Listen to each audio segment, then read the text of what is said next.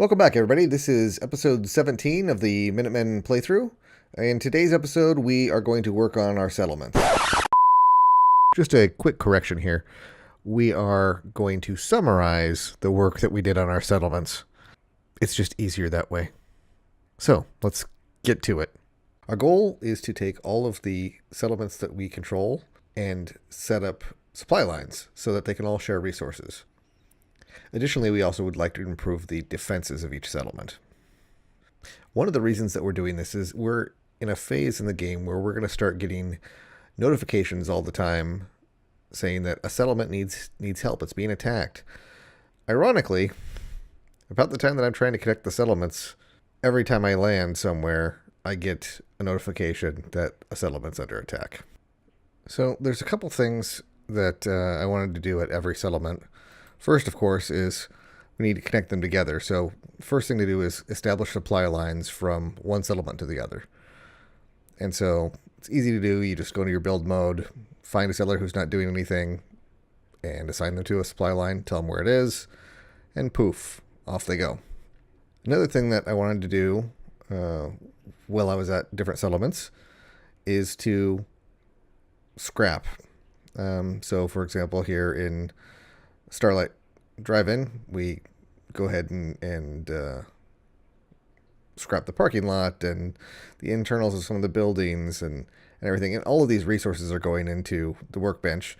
And because there's a supply line, those resources can now be shared by all of the other connected settlements. And this makes it easier to build those defenses that we need to build as we get farther out.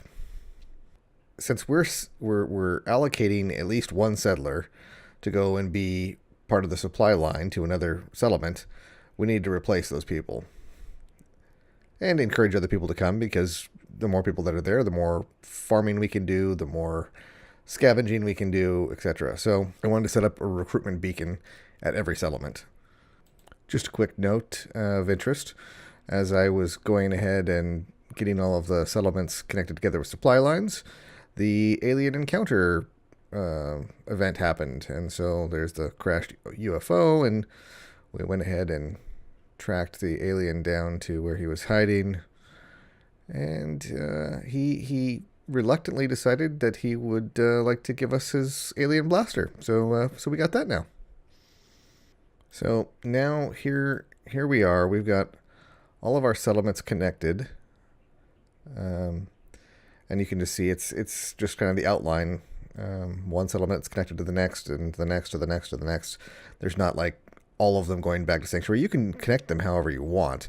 I just like this way because the result ends up being you don't have these weird traffic jams of caravan or supply lines that come into the settlement. So that's just the approach I took for this one.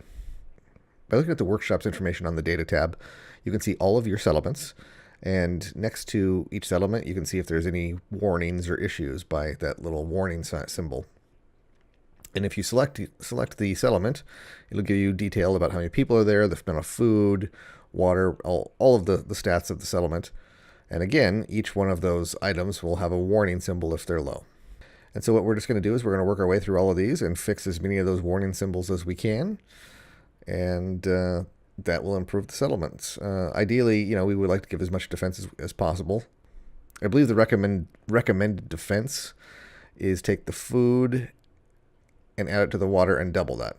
Additionally, I wanted to put at least one scavenging station at each settlement. The upside to having these in your settlement is that you will get more scrap that goes into your workbench. And so if you can put them at every settlement, then you'll be getting more scrap over time, and you'll have more resources to use. So improving the settlements, basically we want to come in and make sure they have enough water, that they have enough food, that there's enough defense, and enough beds. These are things that make the settlers happy. And so we cover their basic needs as much as we can, and we get a happy settlement. So where are we now? Well, we're better off than we were before, but we're not done. We still have settlements which don't have any defense, simply because resources were running low. At this point, we're in maintenance mode. We'll still get notified that settlements are under attack, But now we have a resource network. Now we have infrastructure in place to make managing issues easier. We can just go to the settlement that needs defenses built, and ideally we'll have resources and we can just build some more turrets and help them out. Now, there's also some items I want to add to our to-do list for the settlements. At this point, we don't have enough resources to do everything, but if we keep it in our mind that when we do, as we're improving the defenses and things like that, our settlements will just get better.